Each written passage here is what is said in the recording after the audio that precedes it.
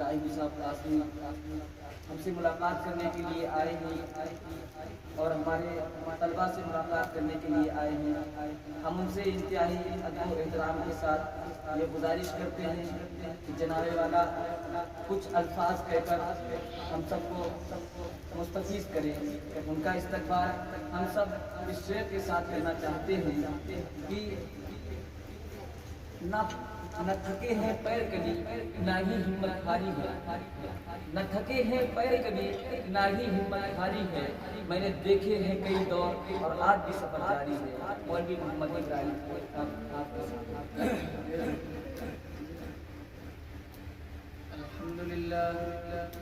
الحمد لله نحمده ونستعينه ونستغفره ونعوذ بالله من شرور أنفسنا ومن سيئات أعمالنا، من يهده الله فلا مضل له ومن يضلله فلا هادي له، وأشهد أن لا إله إلا الله وحده لا شريك له، ونشهد أن سيدنا وسندنا وحبيبنا وشفيعنا ومولانا محمد وبارك وسلم.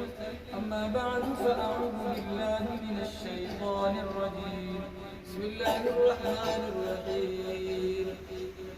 اقرأ باسم ربك الذي خلق، خلق الإنسان من علم، اقرأ وربك الأكرم.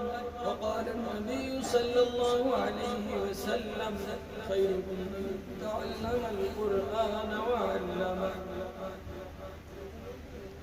الہی رونق اسلام کے سامان پیدا، الہی رونق اسلام کے سامان پیدا، دلوں میں مومنوں کے الفت قرآن پیدا کر. عالی ذی بہار اسٹیج پر موجود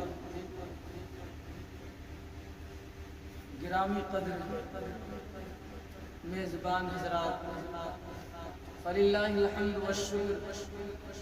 اللہ رب الجلال کا بے انتہا احسان اور انعام ہوا کہ جس نے آج ہمیں پھر جامعہ خطیب الاسلام پواس ایٹا کے اندر آنے کی توفیق سے نوازا. میرے دوستوں، میرے بھائیوں، میرے بچوں، آج دل کے اندر وہ خوشی محسوس ہو رہی ہے، آج دل کے اندر خوشیوں کا وہ تلاطم ہے جو رکنے کا اور تھمنے کا نام نہیں لے رہا. اللہ رب الجلال کا بے انتہا احسان و انعام کے ساتھ ساتھ میں شکریہ ادا کرنا چاہوں گا اپنے چچا کا اور شریف الحافظ صاحب اور آج کے ہمارے رفیق سفر عبد المنان بھائی جو ہمارے ساتھ تشریف لائے تقریباً 100 کلومیٹر سے.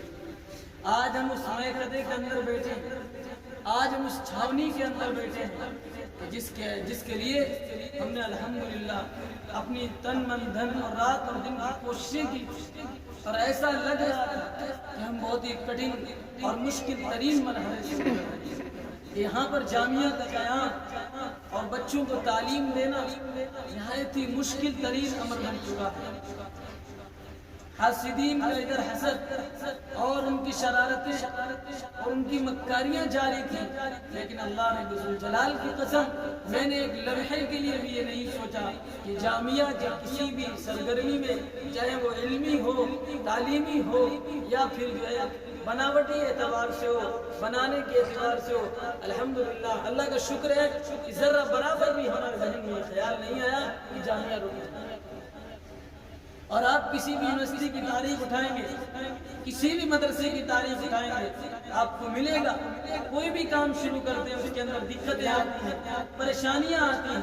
ان پریشانیوں کو جھیلنا، ان پریشانیوں کو برداشت کرنا، ان پریشانیوں پر سے گزرنا اور ان پر صبر کرنا اور انتقامی کوئی جذبہ نہ پیدا کرنا، اسی کو کامیابی کہتے ہیں. کسی نے کہا ہے کہ اسی جیت کا مزہ آتا ہے. کیا کہا ہے؟ اسی جیت کا مزہ آتا ہے جس کے ہارنے کا سب لوگ تمہارا انتظار دیکھ رہے ہیں.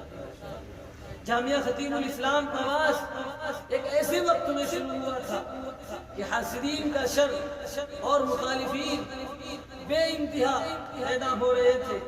کبھی کسی طرح کی دھمکی، کبھی کسی طرح کی باتیں، مختلف باتیں آتی گئیں، لیکن ان پر صبر اور ان پر استقامت اور ان پر مسلسل جہود و کاوشوں سے گزرتے رہنا آج الحمدللہ ایک جامعہ ایک جو ہے ایک پیڑ کی شکل میں بن چکا ہے، اس کی چھاؤں الحمدللہ فواز کے اندر جو ہے محسوس ہونے لگی ہے۔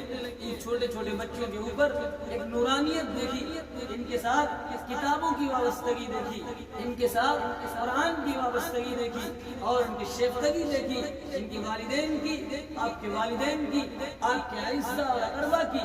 اللہ رب الجلال کی قسم، اللہ رب العزت نے جناب محمد الرسول اللہ صلی اللہ علیہ وسلم پر سب سے پہلی وحی کو بھیجی ہے۔ دنیا کے اندر سب سے پہلا جو قانون آیا ہے، دنیا کے اندر سب سے پہلا جو اصول آیا ہے، دنیا کے اندر سب سے پہلا جو فرمان آیا ہے، حضرت جبرائیل علیہ السلام دنیا کے اندر تشریف لاتے ہیں اور اللہ کے نبی صلی اللہ علیہ وسلم سے کہتے ہیں یا نبی اللہ، یا رسول اللہ، اقرأ اقرأ بسم ربک الذی خلق۔ اے نبی، اے اللہ کے مقرب ترین بندے، اے اللہ کے برگزیدہ بندے، پڑھو بسم ربک الذی خلق، اس رب کے نام سے جس رب نے ہمیں پیدا کیا ہے۔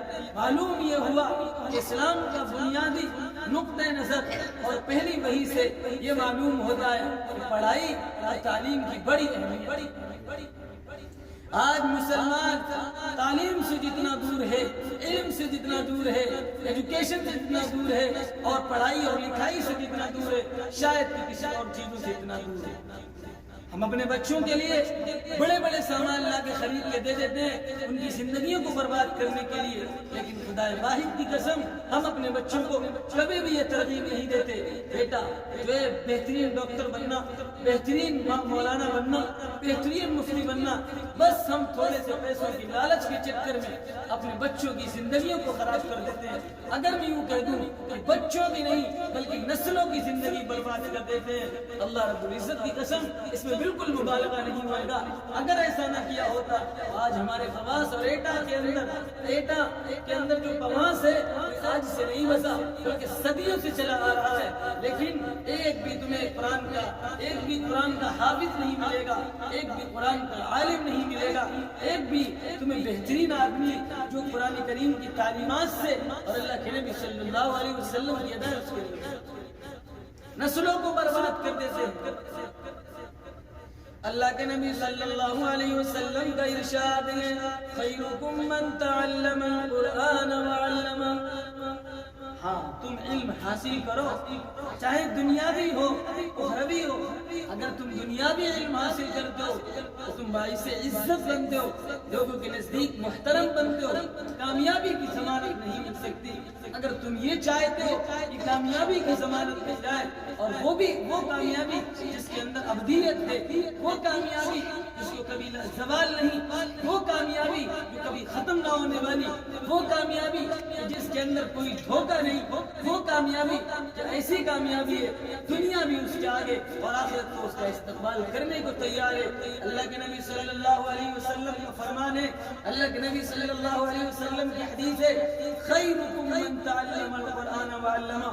ہاں تم ڈاکٹر بھی بنو، تم انجینئر بھی بنو، تم ماسٹر بھی بنو، تم فوج کے اندر بھی داخلہ لو، اور بھی دنیا کے اندر بہت ساری ایسی چیزیں ہیں سب کے اندر داخلہ لو، لیکن اپنے رب کو ناراض نہ کر کے علوم دینیہ سے اپنے آپ کو آراستہ کر کے قرآن کریم کی تعلیمات کو اپنی زندگی کے اندر پیوست کر کے اپنی زندگی کے اندر منجمد کر کے جو ہے آپ ڈاکٹر بھی بنیے، انجینئر بھی بنیے، بہترین معاشرے کے لیے انسان بنیے، اسکالر بنیے، یونیورسٹی کے پروفیسر بنیے، وائس چانسلر بنیے، بہت ساری ڈگریاں ہیں انہیں بھی حاصل کریے، لیکن اللہ رب العزت کی قسم سب سے پہلے جو چیز ضرورت ہے، سب سے پہلے جس چیز کی ہمیں ضرورت ہے اللہ رب العزت کی معرفت کی ضرورت ہے، اللہ رب العزت کے پہچاننے کی ضرورت ہے، اللہ کے نبی صلی اللہ علیہ وسلم کی تعلیم کی ضرورت ہے، ان کے علم کی ضرورت ہے۔ اگر ہم اس ضرورت کا ادراک کر لیا اور احساس کر لیا تو دنیا ہمیں کبھی بھی مانگ نہیں دے سکتی،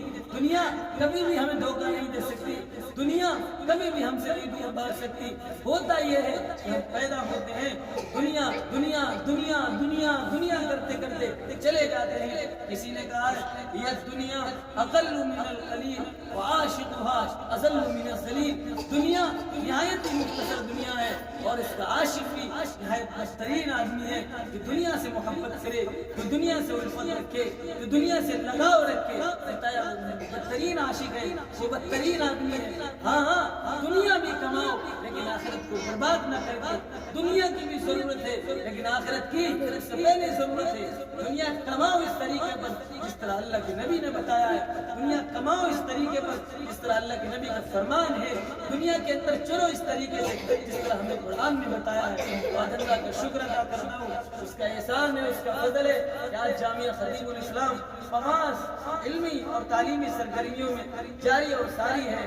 اللہ سے دعا کروں کہ جو ہے اس جامعہ خطیب الاسلام 5 سیدہ کو مزید ترقیات سے نوازے اور اس کے محبین کو, متوسرین کو اور اس کے معاونین کو, ذمہ داران کو, کام کرنے والوں کو, اس سے محبت رکھنے والوں کو